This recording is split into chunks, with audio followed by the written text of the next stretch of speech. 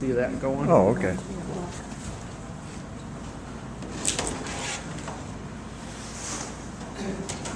Okay.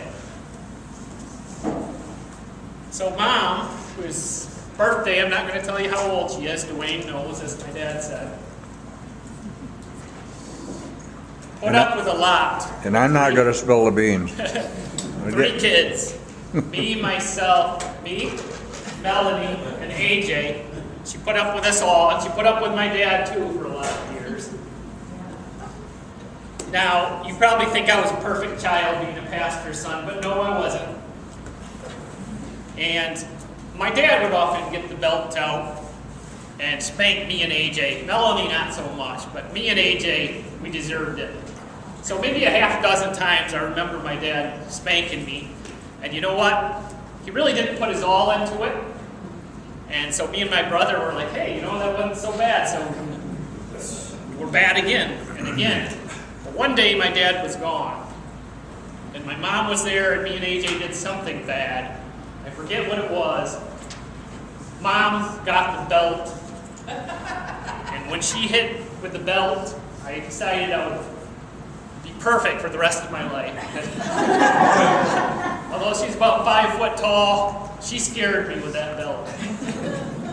So I'm going to give you one story of how we were bad.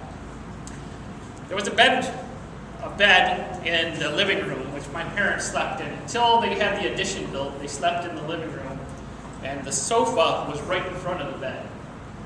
Me and my brother thought it'd be a great idea to bounce over the sofa and onto this bed when my parents were gone one day. Now this was a new bed. So me and my brother were jumping over the sofa onto the bed, and after 5 or 6 times it broke. The leg just smashed.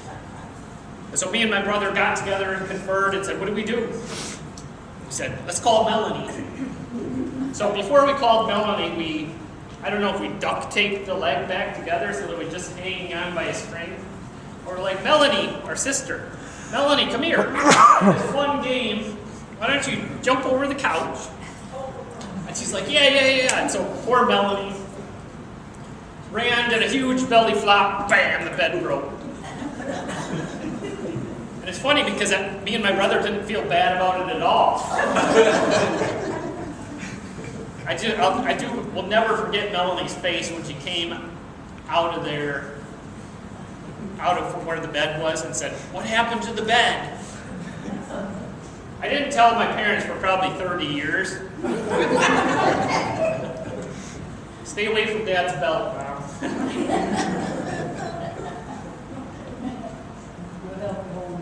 So I want to just say a few words about my mom. So she was driven. She's independent. She goes to these theaters where she puts on plays. She plays the piano. She has a lot going on with church, always doing things.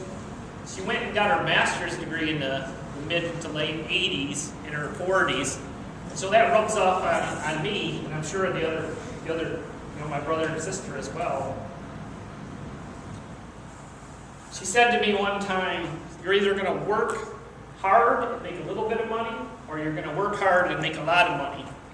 So that kind of got me to where, realized she puts all her effort and passion into everything she does, and it motivates me to keep growing, and I actually did apply to take more classes in college last week, and a lot of that's Mom's example, so thank you. I can remember times when we would be playing watching football games, and Mom would be cooking. She'd always cook good food. She'd cook vegetables, she'd cook meat. I mean, just look at my dad's belly. But she would cook and she would clean, and the guys would be watching football, and she'd put the stuff away, most of the stuff. Now, to be fair, my dad did help a little bit when my mom got on him. But she did a lot of stuff, and I don't remember a lot of complaining. So to conclude, I brought these baseball cards today. And I just showed my mom, and she didn't remember these. Because this is one thing I'll remember, she she knew that I collected baseball cards. I'd buy them for $1 or $2. And I'd hope to get some baseball player that would be a star and make me some money, I could sell it. And one day, Mom came home. This is 1988, it says on it. $5.49. She's like, Greg, I got you some baseball cards. Now, it wasn't my birthday. She just was nice and got me the cards because she knew I liked them. And I thought, well, it's $1 or $2 cards. And I looked and I was like, $5.49. Back in 1988, that was a lot of money. But I think what she did is she went and she got the best. She saw the prices, says, I'll get my son the best. And so I really appreciated that. And you see, I saved the cards. I'm never getting rid of these cards because that just meant so much to me. And if I could bring that to a biblical story, in Matthew 7, it talks about, you being evil know how to give good gifts to your children. How much more will your Father in heaven give good things to them that ask for them? So when my daughter will, she's in bed at midnight and I'm don't wake me up. Dad, could you tuck me in? And you will, I'll go in there and I'll tuck her in even though I say I won't do it. Because you give good gifts to your children. Mom set that example. We have to realize that God will give good gifts to us as well because He sees us as His children. So I want to say thank you, Mom. Come up here. I love you. Happy Valentine's Day. Happy birthday. And my goal is to visit you more this year. I hope you promise not to ring the bell.